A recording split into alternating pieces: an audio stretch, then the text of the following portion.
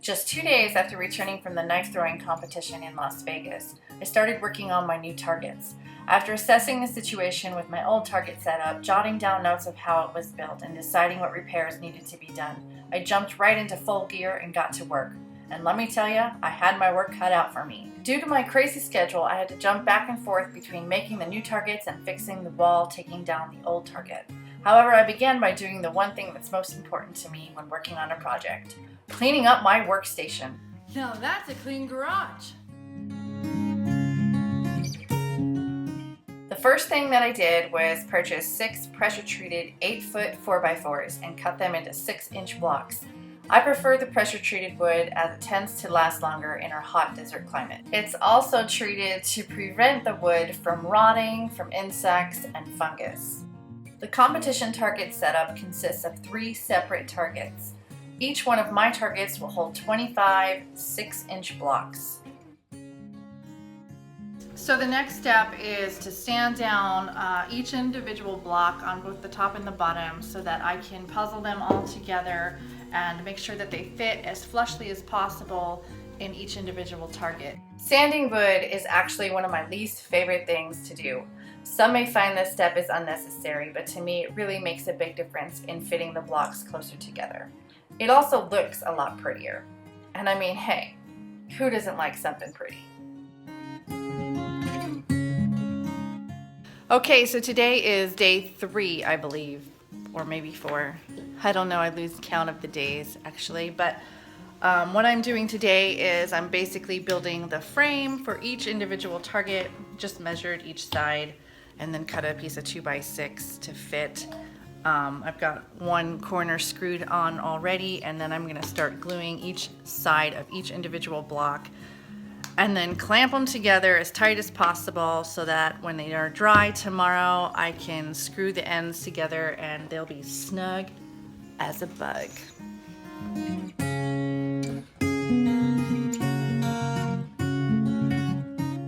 Oh, and I just wanted to mention that I build my targets a little bit differently than other knife throwers do. I've built quite a few of these already, and I've just kind of learned as I went along, and this is what has worked best for me.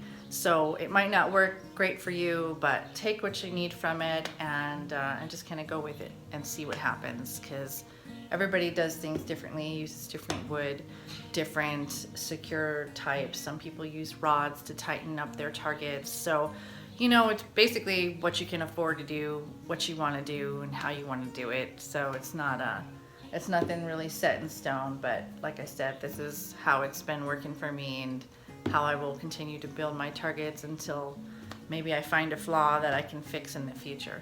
Day 4 was not a good day.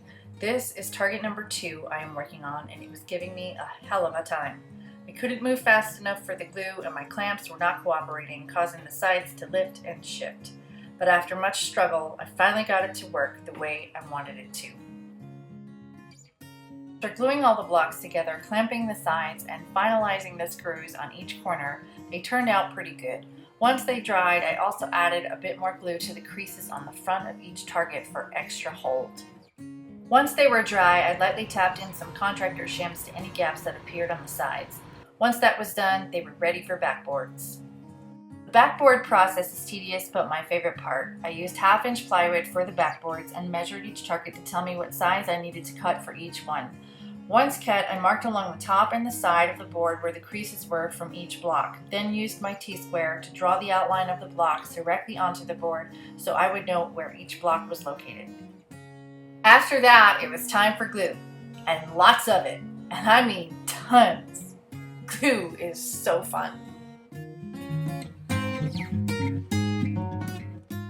And once I was high on glue, I placed the boards back on and was ready to screw those suckers in place.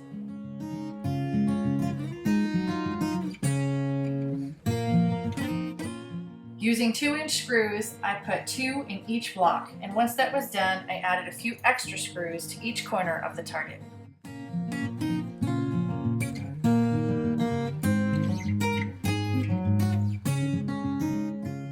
After putting the last screw in place, I was super happy my targets were completed, and now they were ready to be mounted.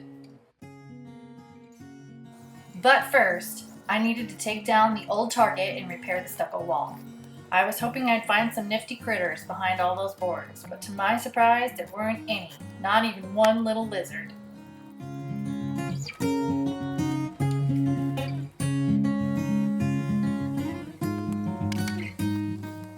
Oh, and I could not wait to remove that useless, hideous phone cable that always dropped down above my target. I was very happy to know I would no longer have to look at that any further.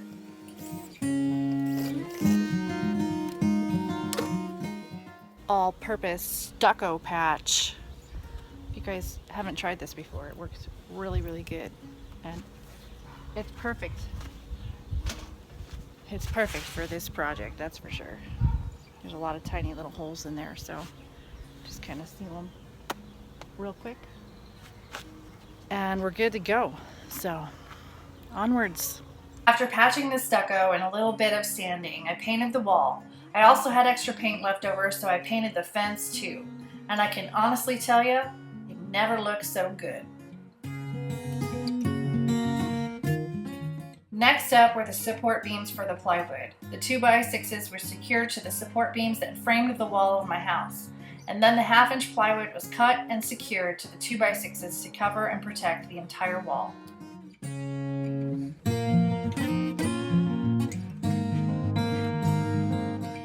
And finally, we began mounting the targets. Each target bullseye needed to be a specific height in accordance with the IKT HOF competition standards.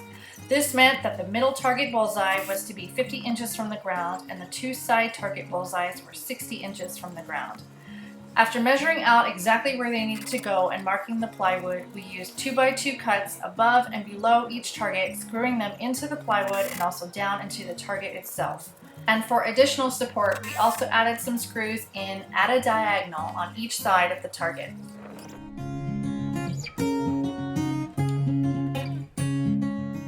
Once all 3 targets were mounted, I used Minwax wood stain in Early American to seal and protect the plywood and the target frames. I also created a new sign to hang above my target using the same wood stain for the letters TBB. The sign I made was actually the cutout of the second floor to my chicken coop, and it just so happened to work out perfectly for this project.